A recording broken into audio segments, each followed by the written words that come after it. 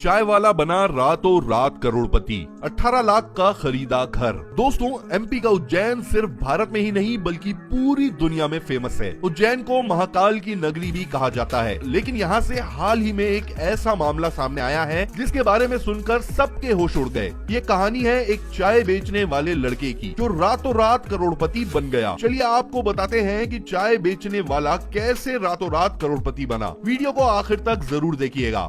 दरअसल ये कहानी उज्जैन में रहने वाले 20 साल के एक लड़के राहुल की है। ये लड़का काफी गरीब परिवार का है। ये घर का खर्चा चलाने के लिए चाय बेचता है और वहीं राहुल की माता भी किसी ढाबे में काम करती है। दोनों माँ बेटे ऐसे ही काम करके अपना गुजारा चला रहे थे और उज्जैन में ही एक किराए के मकान में रहते थे। राहुल की कहानी में नया मोड़ उस दिन आया जब एक दिन चाय बेचते हुए इसकी मुलाकात सौरभ नाम के एक लड़के से हुई। सौरभ ने खुद को इंदौर का बताया। राहुल को सौरभ ने पैसे कमाने के लिए एक ऑफर किया। उस आदमी ने कहा कि मैं तुम्हें बहुत अच्छा काम सिखा सकता हूँ, तुम्हें सिर्फ सोशल मीडिया के लिए रील्स बनानी होंगी, उसके बदले में हम तुम्हें 25,000 रुपए हर महीने देंगे। राहुल का काम ज्यादा अच्छा नहीं था, इसलिए राहुल ने ज्यादा पैसे की लालच में सौरभ के इस ऑफर को मान लिया। सौरभ ने राहुल को ट्रेनिंग के लिए इंदौर बुलाया। राहुल बताए गए समय पर सौरभ से मिलने इंदौर पहुँच गया। वहाँ पर राहुल को सौरभ और उसके साथियों ने 7 दिन होटल में रखा और अलग अलग बैंक में राहुल के अकाउंट भी खुलवा दिए। उसके बाद राहुल वापस अपने घर उज्जैन चला गया। यहाँ तक सब ठीक चल रहा था, लेकिन कुछ दिन बाद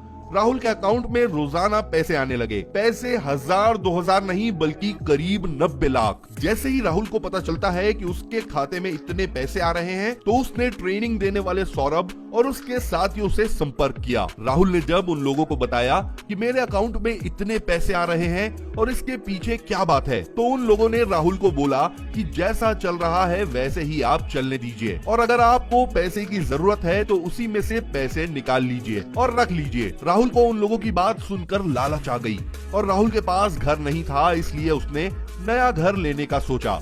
राहुल ने अपने खाते में पड़े 5 करोड़ रुपए में से लगभग 18 लाख रुपए बैंक से निकलवा लिए और नया घर खरीद लिया।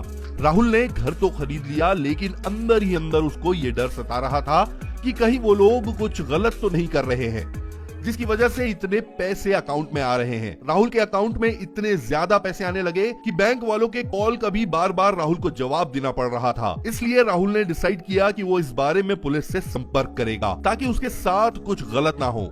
राहुल ने सीएम हेल्पलाइन पर कॉल लगाई और पूरे मामले की जानकारी दे दी। राहुल से पुलिस अभी भी पूछताछ कर रही है।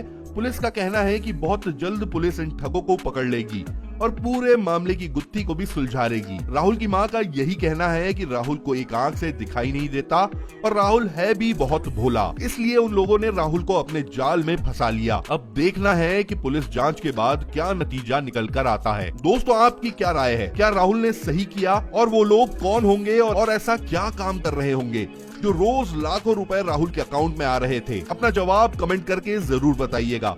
हम मिलते हैं ऐसे कुछ देश विदेश की नई खबरों के साथ। तब तक के लिए सेफ रहें और किसी भी अनजान आदमी की बातों पर भरोसा करके अपने बारे में सभी जानकारी ना दें। ऐसा ना हो कि आप भी कुछ ऐसे ही ठगों का शिकार बन जाए। वीडियो अच्छी लगी हो तो लाइक जरूर करिएगा। मिलते हैं आपसे अगले वीडियो में।